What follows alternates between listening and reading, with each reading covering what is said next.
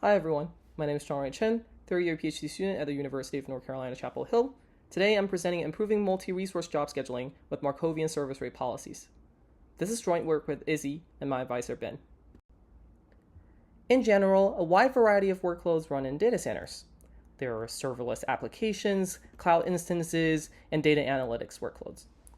These workloads are composed of multi-resource jobs that can request a variety of resources like a few CPU cores, some memory, some disk space, and sometimes specialized hardwares like GPUs. In general, a data center server can run many of these jobs in parallel as long as it has enough resources to satisfy the resource demands of every job. We'll show this in an example. In this case, our server has 6 cores of CPUs and 6 gigs of RAM. There's a queue that sits in front of the server, and there's an infinite stream of multi-resource jobs arriving into this queue. Let's say that the blue jobs request 2 cores of CPUs and 2 gigs of RAM, and the orange jobs request 3 cores and 1 gig. We may have some jobs waiting in the queue. The server can choose to run 2 orange jobs, 3 blue jobs, or mix and match an orange job and a blue to run in parallel.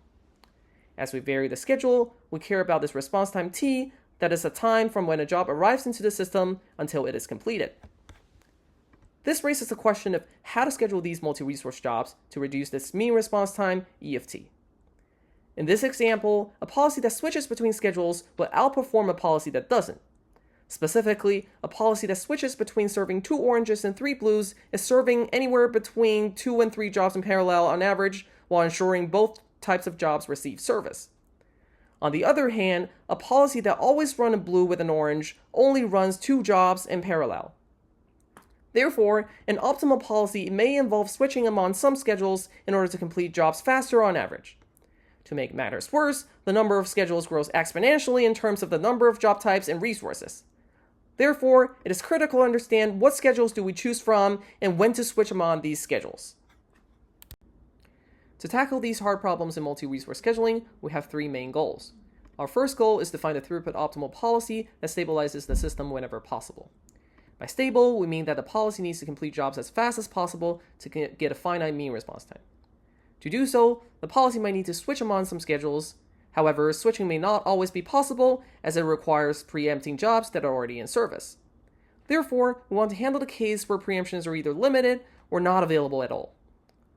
Lastly, there may be many switching processes that can handle goal 1 and goal 2.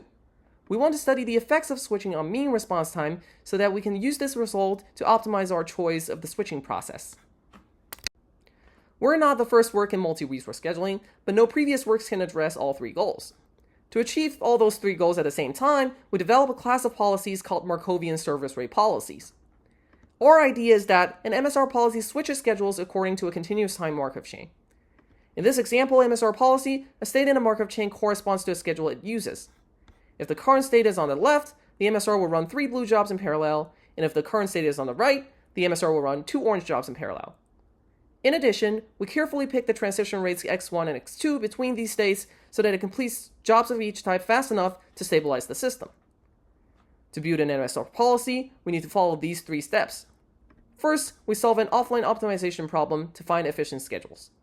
Next, we compute the transition rates so that it can stabilize the system. Lastly, at runtime, we use an efficient algorithm that switches according to the CTMC and runs in linear time. Our class of MSR policies is the first that hits all 3 goals. We get throughput optimality by carefully computing good schedules to switch from and transition rates. We handle the case where preemptions are limited by adapting the CTMC to handle non-preemptive jobs. Lastly, we use techniques from queuing theory and relate the response time performance to a Markov modulated service rate system. Thus, we can use this result to help us pick a better MSR policy. Finally, we evaluate the mean response time performance of our MSR policy using traces from Google Board cluster scheduling system. We build the MSR policy following the 3 steps we discussed. In simulation, we verify that our MSR policy is throughput optimal. We also find that the mean response time for our policy to be competitive with a well-known max wait policy in the preemptive setting. Thanks for your attention, and please see our full paper for details.